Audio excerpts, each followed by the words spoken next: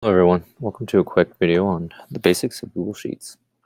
So to get started, I'm going to click New and click Google Sheets, and that's kind of a common way to get started on your Google Sheets.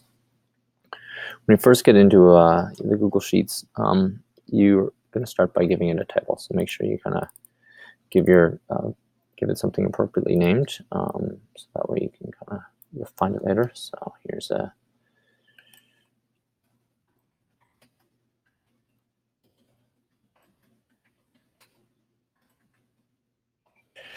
Once you've done that, you've kind of got your sheet started. To kind of clarify for language later on down the road, generally speaking, when people use Excel or Google Sheet items, they tend to refer to the whole entire document a workbook. And then down here, you can add individual sheets to your booklet. So just to kind of give you an idea, imagine them like different pages within one giant book of spreadsheets. And here's where you can enter in data. So for example, if you can enter in numerical data.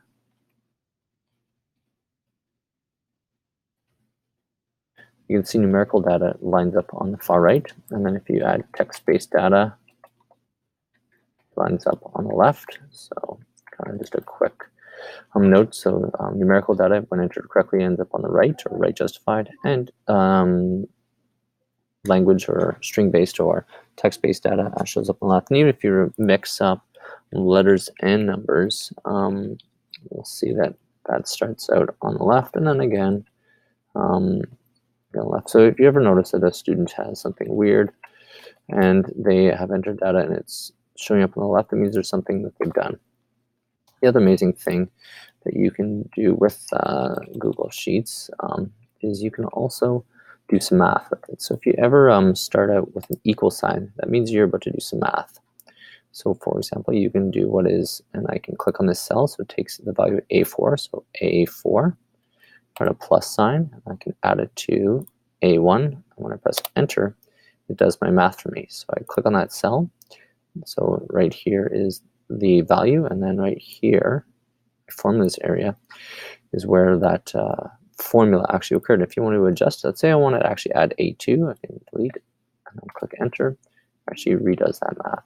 I want to make sure that people know that this is kind of a different value. So let's say I want to add all these together actually. So what I can do is I go in here and I can say, well, that's going to be A1 plus A2. You can see as I go, A1 is orange and it lines up with the cell. A2 is purple, lines up with the cell.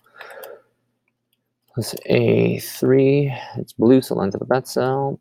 Plus A4. So if I press enter, that's the sum of all these. So if you want to make that look fancy, sometimes people make that look bold. Sometimes they want to put a line along the top. So right over here is where you can add borders to your cell. And because I'm clicked on this cell, I'm going to add a top border. And then when I click out, you can see there's now a line which shows kind of that value. And that's kind of some easy ways you can do math within Google Sheets. Another neat feature within Google Sheets is the ability to copy a value. So if I have the name Ryan here and I want it to be applied to all these cells, this little blue box right down in the corner, you can see when I correctly hover over it, my cursor changes to a plus sign. If I drag it down, it's going to apply that value to all of those cells. So a really neat kind of feature. One other thing to note within a Google Sheet is the ability to add sheets to your workbook. So right here you can see I can add a sheet, and right here is my first sheet. So I'm going to add a sheet, and I now have two sheets. While sheet 1 and sheet 2 might seem like really great names, you might want to add descriptive names to your sheets to help decipher what information you're referring to. So for this, I'm going to click rename. And I'm going to call it Ryan's first sheet. And this second sheet, again, we'll click on it. Oops, I'll click on it. I'll rename. And I'll call it student data. Once you have that entered, you have the student data. That's how you can name your sheets. The other thing is, if you also find it helpful, you can also color code your sheets as well. So you can add color values to help organize and visualize your sheets. So if you're somebody who looks for colors like I do, you can see I've applied colors to my 2 sheets.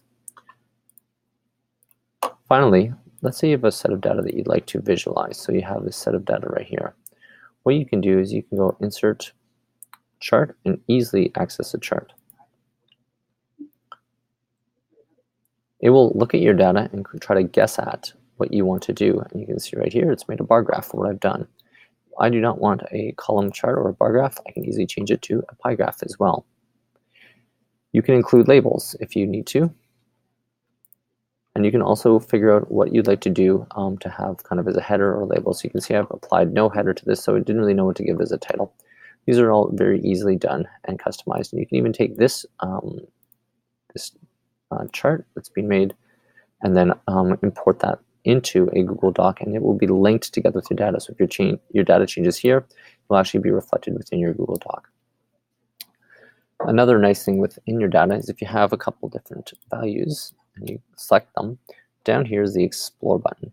And there's a couple different things. Right here is some sample math that is commonly done. So it tells you your sum right off the bat of the items you've entered. It also tells you your average, your minimum, your maximum, and how many items there are in the group.